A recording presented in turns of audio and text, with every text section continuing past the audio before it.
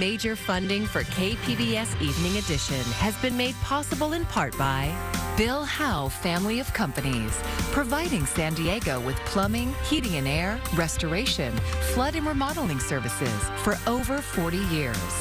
Call 1-800-BILL-HOWE or visit billhowe.com.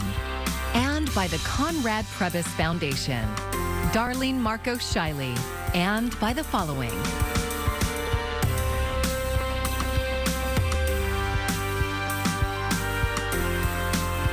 And by viewers like you. Thank you.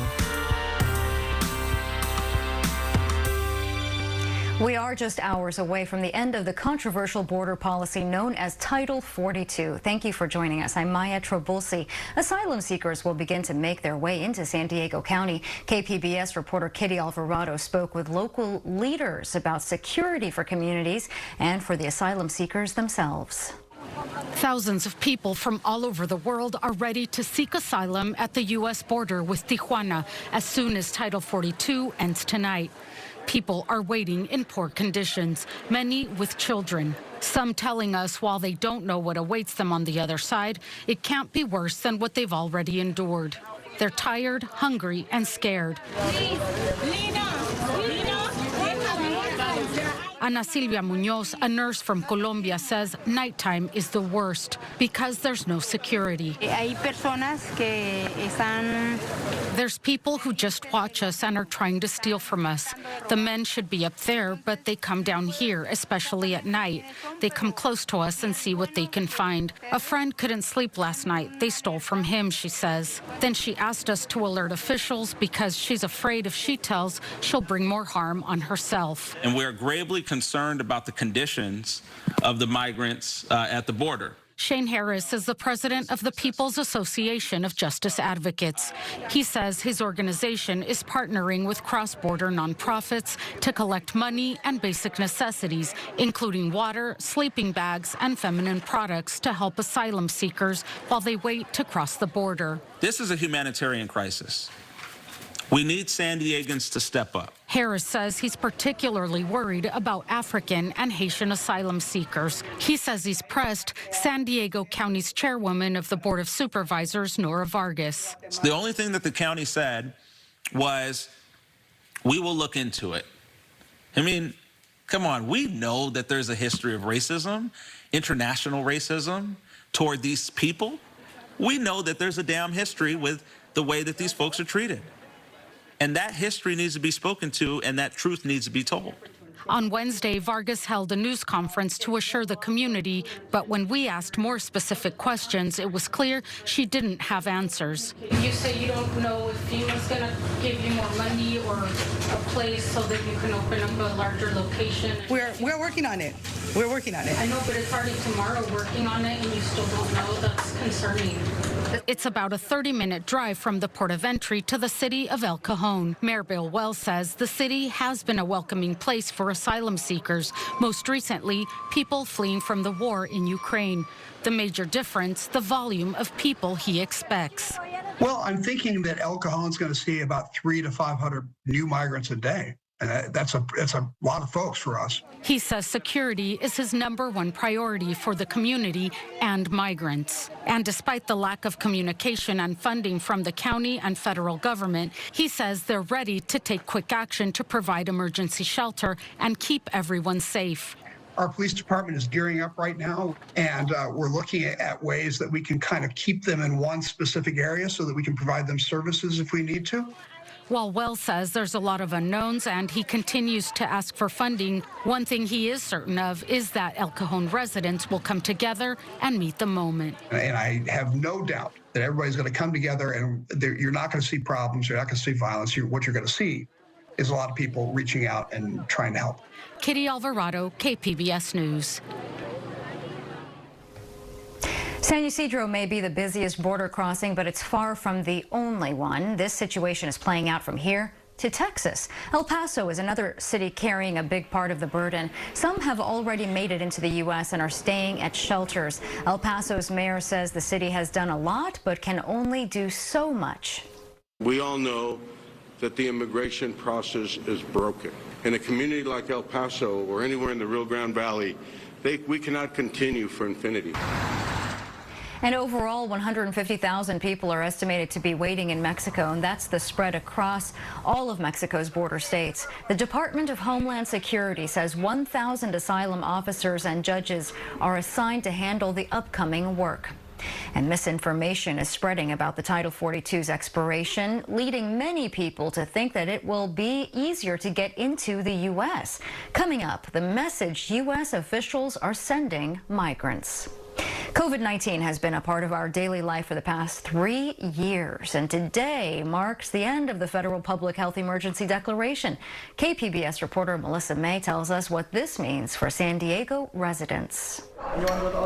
Since February 2020, there have been more than 994,000 confirmed cases of COVID-19 in San Diego County and over 5,800 COVID-related deaths.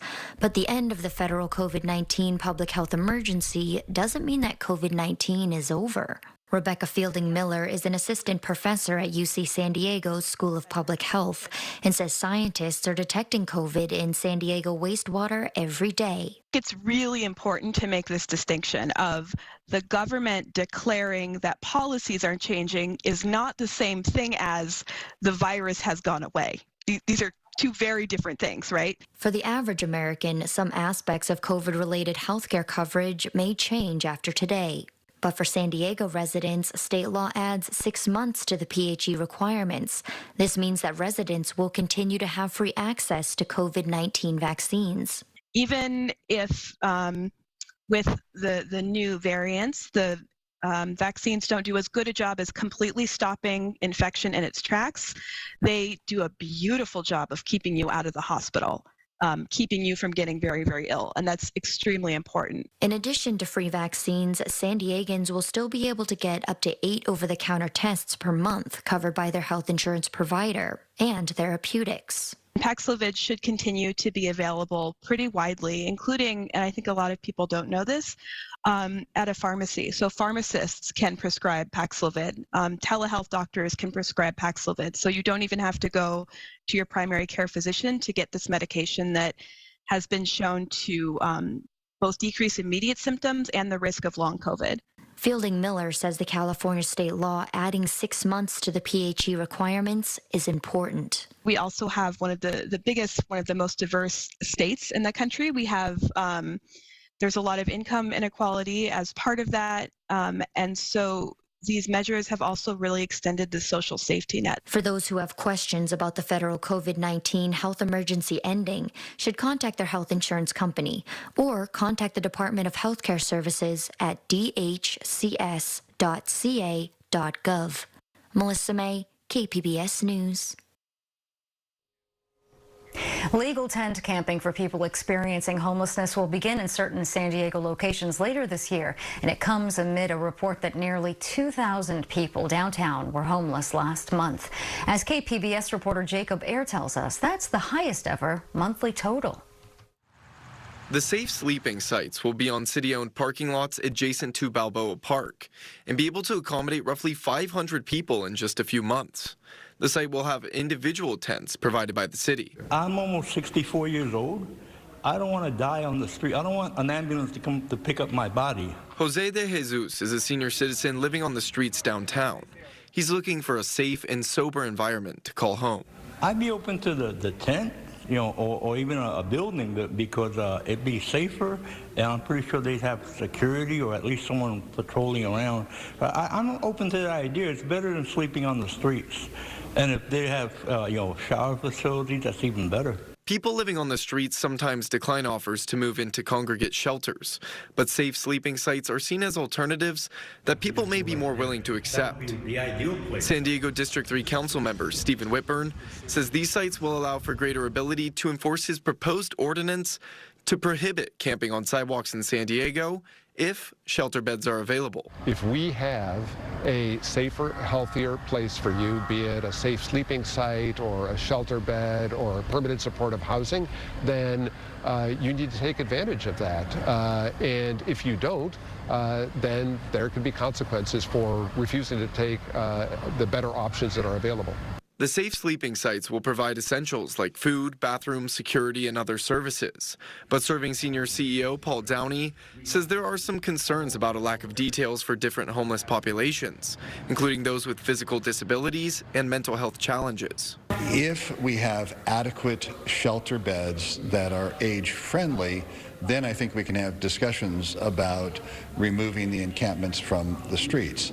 The concern is that we're seeing increasing numbers of seniors literally every day. Whitburn's unauthorized camping ordinance is expected to go before the full city council early next month.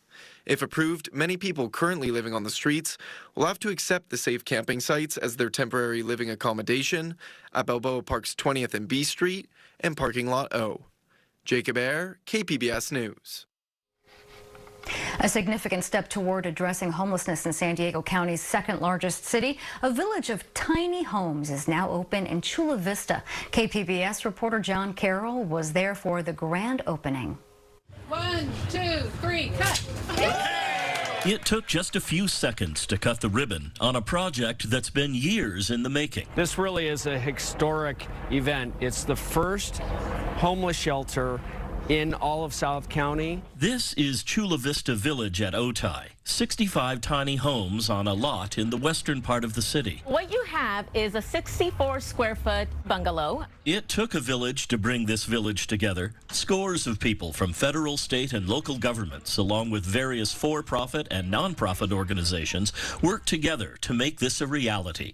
But Angelica Davis was at the tip of the spear. She's Chula Vista's Homeless Solutions Manager. First and foremost, we want them to understand and know that they have their basic essential needs met. Residents will receive 3 meals a day. They can eat here in this cafeteria or out in one of the common areas. Bathrooms and showers are here, and there's a laundry facility.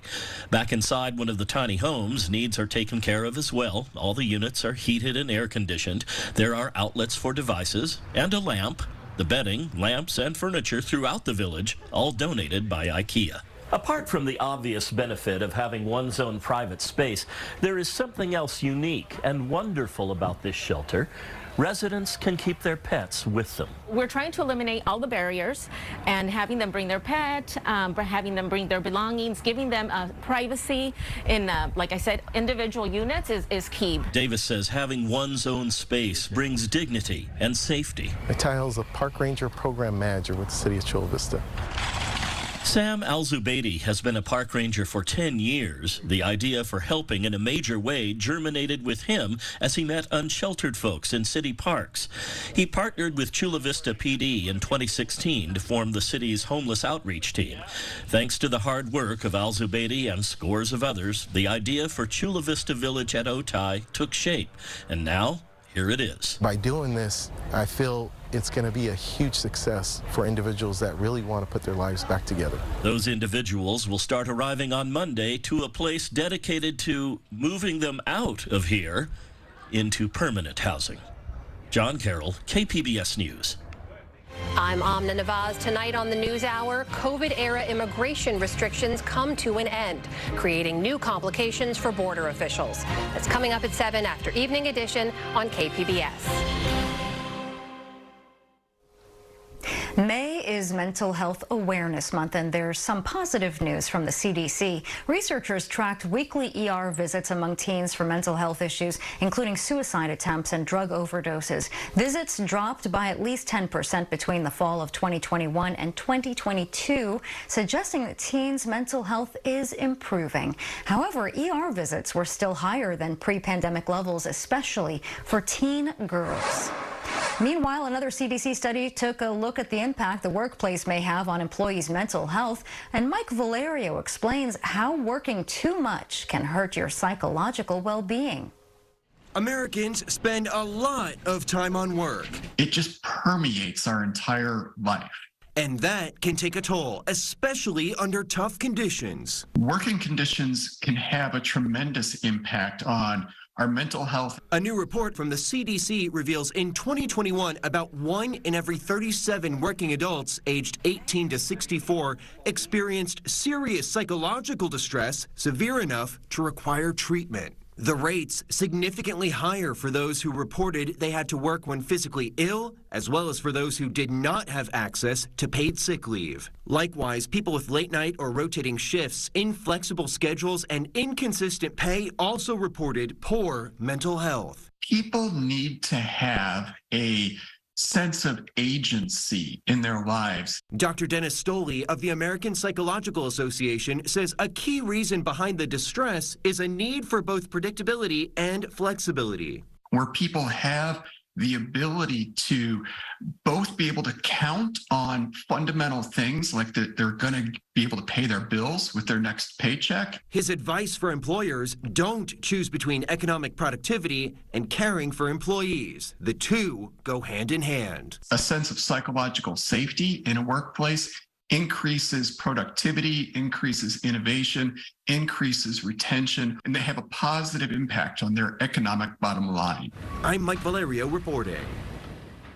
The University of San Diego is planning a special ceremony on board the USS Midway tomorrow, honoring 41 military-connected students who are getting their degrees. And they include both active duty and veterans. And one of them is the son of Mexican immigrants who came to the U.S. almost 30 years ago. Juan Cedillo is proud of his Mexican heritage and his decision to enlist in honor of his parents. I felt like I had an obligation to honor the sacrifices that my parents have and that my parents did for me and my sister. So actually both me and my sister enlisted in the Army. And the reason for that was, we felt a sense to serve our country. And Cedillo joined the U.S. Army in 2015 before college. He has earned his bachelor's degree in electrical engineering from USD. He accepted a job with Boeing at the company's Seattle headquarters, which he starts next month. California's marine protected reserves are helping revitalize the state's nearshore underwater habitats. But just like a park on land, the areas require regular management. As KPBS environment reporter Eric Anderson shows us, a San Diego-based conservation group is helping make sure that happens. So right now we're in the Matlahool State Marine Reserve. Wild Coast's Lily Mulligan steadies herself as waves rock her boat just west of the La Jolla Cove beach. A beautiful park, but where are the boundaries? You can't exactly tell. The underwater park is located between the rocky cliffs of Point La Jolla and Scripps Pier. It covers about a square mile. There's another underwater reserve just north of the pier, making this a pretty large marine protected area. Mulligan says the underwater scenery is just as spectacular as the scenery in many of California's iconic parks. You'd see a beautiful kelp forest beneath us with all of the beautiful ecosystems that are replenishing within the marine protected area. There's our beautiful submarine canyons off of Scripps, and this creates a beautiful area for biodiversity. It's lush if you look beneath the water. But on the surface, those spectacular views are invisible. Even kayakers who recently got a tour of the area had to use their imagination. The largely opaque water keeps the park's wonders out of view, but the murky ocean can't hide the success of California's marine protected areas. So far, it looks great. What we know is that in many cases, size, abundance, diversity, and biomass of the wildlife and fish inside is doing better than outside of protected areas. But maintaining and building on that success story takes work. Wild Coast regularly surveys San Diego County's marine preserves, helping an understaffed fish and game department make sure the areas remain protected. We are doing boat-based MPA watch, so we are traveling through MPAs and we're looking at how folks are using them and then keeping track of all those things. Lisa Gilfillan is a Wild Coast conservation manager. And then we're also checking on our M2 radar units. So we have 3 radar units in the area, and part of what we have to do is just make sure that they're functioning properly. So we get on the boat and then we see what the radar is picking up on, and then we visually look for those same things that the radar is seeing just to confirm that everything's working properly. That's all aimed at making sure people take advantage of the opportunity to see the reserves, while at the same time protecting the biological riches that grow inside a preserve's borders.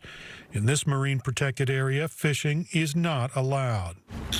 For the most part, there's people interacting in these spaces the way they should be, without taking resources, without taking fish or invertebrates, for instance. But there's a few bad apples out there, and yes, we're able to keep an eye on those in some ways, but yeah, some do get away with it. That even happens in the Channel Islands, which are a good distance away from the mainland and most of the state's people. But park officials there see more positives than negatives. By and large, people are law-abiding.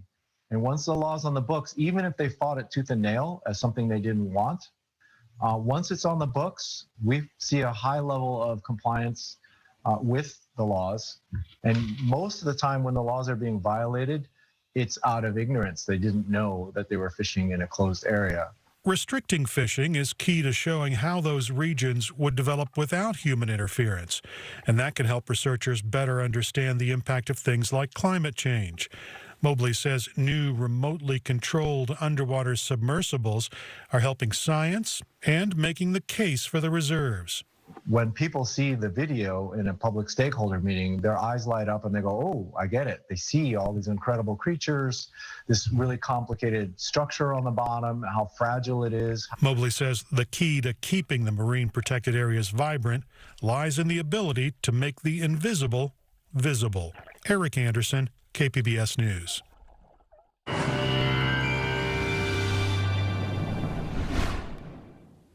Better weather is ahead for us right through the weekend. Next week, we could see some changes. But right now, let's take a look at our weather headlines. And we're looking at mostly sunny skies and warmer weather right into Sunday. Looks like a beautiful Mother's Day here. And looking at the next week, it could become more humid, kind of like a early taste of the monsoon. Can you believe that? Well, as we take a look at our weather patterns, a ridge of high pressure up and down the west coast that's now taking over. And with this high pressure, it is going to be turning unseasonably warm for some.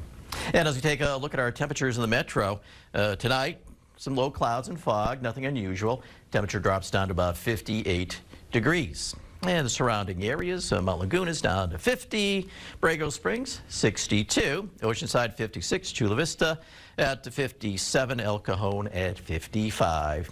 Here's the way it looks on our future satellite and radar. Radars are quiet, but on the satellite we do see the low clouds overnight, coastal areas, and then they'll start to melt away right on cue with the sunshine. And as we take a look at the forecast, we'll see highs climbing into the 70s. Ramona, Escondido, and El Cajon. Chula Vista is at 70, and Oceanside at 70 degrees. As we take a look at the forecast, at the coast, the 5-day outlook. Clouds and then some sunshine, and quite comfortable into Sunday. As we head to the inland areas and to the inland valleys, so temperatures will be on the rise up to about 80 degrees on Saturday, and we'll see temperatures warm, a little bit more humid early next week. Checking on the mountains, temperatures a little bit cool, and we'll see highs here in the low 60s over the weekend. Next week, there could be a storm on the prowl as that moisture increases. And as we take you out to the desert, look at that, heating up, but there could be a storm around by Tuesday. And for KPBS News, I'm meteorologist Mark Mancuso. In a few hours, border officials will no longer be able to turn away asylum seekers, but that doesn't mean migrants will walk right into the U.S. Rafael Romo reports on the misinformation encouraging thousands of people to head to the southern border. Jofre Perez says his plan is to press on all the way to the border and beyond. He wants his own American dream. The Venezuelan migrant has already made it as far as Mexico, and returning home, he says, is not an option. We're already here and we can't go back, Perez says. We have to press on as far as we can get, as far as they let us get. As many other migrants waiting in Mexico for an opportunity to cross into the United States, legally or illegally, Perez is driven by hope and determination, but confused by the rampant misinformation about what's happening at the southern U.S. border. Migrants like Glenda Sarmienta, who comes from Honduras, say there are many doubts in the migrant community because she's heard that the end of Title 42 means that she will be able to enter the country, while other people have told her that it will make it even more difficult to seek asylum. U.S. officials, especially Homeland Security Secretary Mayorkas, have been clear about the fact that the border will remain sealed. The border is not open. It has not been open, and it will not be open subsequent to May 11th. And the smugglers who exploit vulnerable migrants are spreading misinformation. They are spreading false information, lies, in a way to lure vulnerable people to the southern border, and those individuals will only be returned. Encounters between U.S. border agents and undocumented immigrants had fallen earlier this year, but have recently increased to the current level of about 7,000 per day. No nos importa porque la verdad. Migrants like Elton Rojas from Venezuela say they don't care if Title 42 comes to an end or not. Rojas says he's determined not to live in what he considers a dictatorship and is willing to take as many risks as necessary for a taste of freedom. And that was Rafael Romo reporting. We have more Title 42 coverage on our website, kpbs.org. And here is a look at what we're working on for tomorrow in the KPBS newsroom. The pandemic transformed education and how kids learn. NPR Morning Edition is covering new research on learning loss and what can be done to make up ground. And KPBS Roundtable will focus on the end of pandemic asylum restrictions at the border. That airs tomorrow at noon on KPBS FM. And just in time for Asian American and Pacific Islander Heritage Month, Sesame Street has welcomed its first Filipino character. Meet TJ. Filipino-American animator Bobby Pontius based TJ on two of his friends' kids. He collaborated on The Muppet with Sesame Workshop's creative director of character design. And a Korean-American character, Ji Young, was introduced on Sesame Street in 2021. And you can find tonight's stories on our website, kpbs.org. Thanks so much for joining us. I'm Maya Trabulsi. Good night. Major funding for KPBS Evening Edition has been made possible in part by Bill Howe Family of Companies, providing San Diego with plumbing, heating and air, restoration, flood and remodeling services for over 40 years. Call 1-800-BILL-HOWE or visit billhowe.com. And by the Conrad Prebys Foundation, Darlene Marco Shiley. And by the following.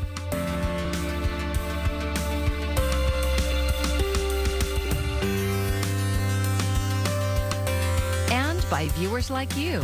Thank you.